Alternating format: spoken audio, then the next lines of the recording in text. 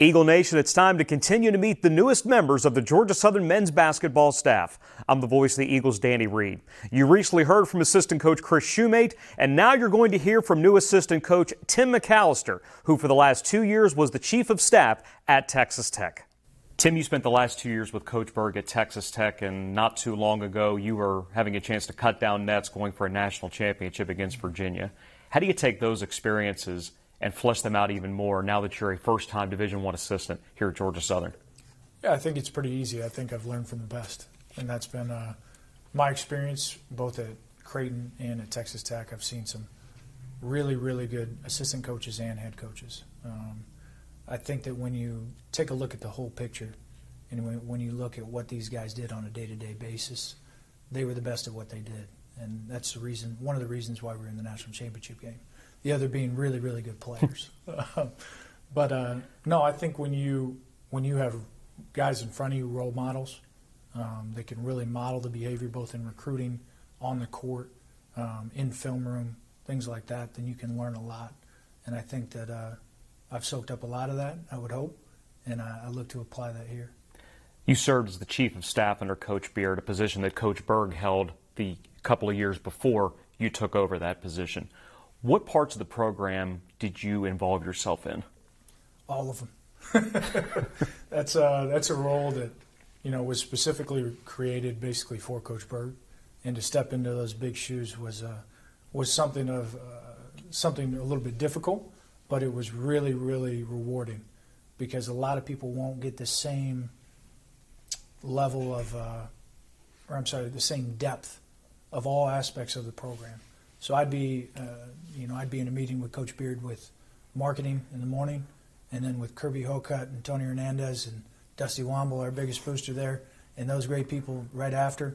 And then following that, he'd ask me about the defense or scouting or something like that. So you really have to wear a lot of hats, and I think that it makes you better.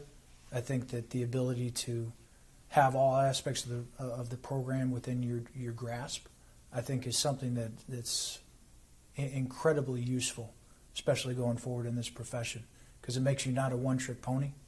I feel like I can do a lot of things on campus. I feel like I can do a lot of things kind of throughout our university. You've been around Coach Berg a lot these last 2 years. How ready has he been for an opportunity like this? Coach Berg is probably the most organized person you've ever met. And so I'm pretty sure he had this planned out when he was 22 years old in a notebook. I'm pretty sure he knew who he was going to hire 5 years ago. He's incredibly ready. The guys gravitate towards him, and I couldn't think of a more perfect fit in terms of the university, the program, and the athletics department than him being here. Coach Berg embodies what God is. He's going to get after it in all aspects of the program. He's going to get after it in recruiting. He's going to get after it on the floor. We're going to get after it once we step on the floor with an opponent. And I think that there's no better fit than Coach Berg, and he's more than ready. For the little bit of time that you've been here, what has been the most challenging thing about trying to build a team for a season that may or may not happen? Yeah, I think it's just like any other team, but I certainly wouldn't want to say that the pandemic is a good thing, but it is an interesting opportunity for us, and I think you have to see it that way. Is it adversity? Yes, but within this adversity, you can find some things that are actually very positive, because now we have an opportunity as a staff to get very organized. We have an opportunity to figure out what we want to teach right away. Normally, you would have to come in and your guys would be on campus and you'd start individual workouts and you'd try and figure out what financial aid was doing. And with none of that being on campus, quite honestly, you can start to prepare within your staff, okay, let's get a very organized plan on how we're going to teach things. Here's our terminology, getting everyone on the same page where you don't have a ton of distractions. And then in the recruiting piece of it, you can kind of get right to work. Again, there's not a lot of other things pulling at you, so I think that that's an area where you can really excel. You've got a little bit of a different path, having spent parts of 7 years with the U.S. Air National Guard, and you got stationed over in Kyrgyzstan and got a chance to be the head coach for the first ever basketball team on the base over there almost 10 years ago. What about that experience helped you grow and discover that this was what you wanted to do? To be honest with you, I had no intention of coaching. I come from, my father's a coach. He's an unbelievable role model for me, but I had no intention of coaching. And that experience, not being without basketball for the first time in my life, really opened my eyes to how much I love the game. And when the opportunity arose to be the coach there on the base, I jumped at it. And that was pretty foolish of me because I didn't realize we didn't have any players.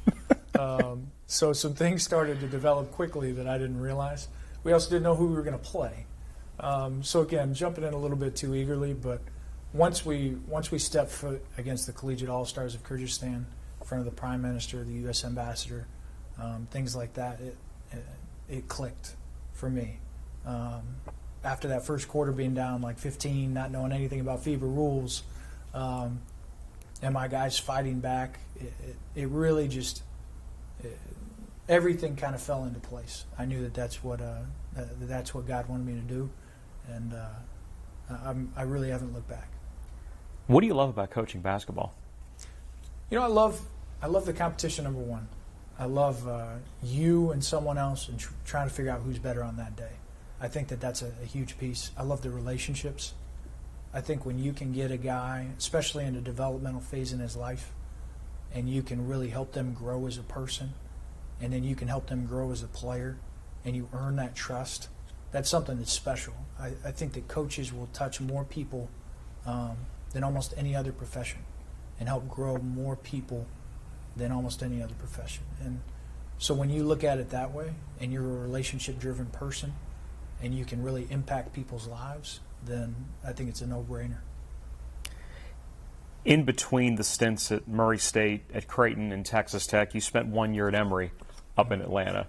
How does that give you an enhanced view of what it takes to understand this state and the kind of players that are necessary to succeed? Yeah, I think it was an unbelievable experience. I walked in to a team that ended up having 2 All-Americans when it was all said and done in 2 different years. And just to learn from Coach Zimmerman. A lot of people don't really know how good he is. A guy who took that program, who hadn't been to an NCAA tournament appearance, nonetheless win a game in forever, and come in and go to the Elite Eight that year. So I think learning about the state was really, really important, learning about the city of Atlanta and some of the people there, and just how flush with talent this state is, and really trying to learn the ins and outs of it is an important piece for this job as well. Your wife Ashley is a coach, spent time as the head rifle coach at the University of Nebraska. What is that like, not only being married to another coach, but also bouncing ideas off of someone? It's really hard not being the best coach in your house for stretches. You know, that's what's really difficult. But no, my wife is she experienced a lot of things as a first-year head coach, and taking over a new program that I think will apply here as well as we get this thing started. And I think it's really, really useful. It's also a lot easier in terms of understanding. A lot of coaches' wives have difficulty with some of the transitions and whatnot, and she's probably better at it than I am.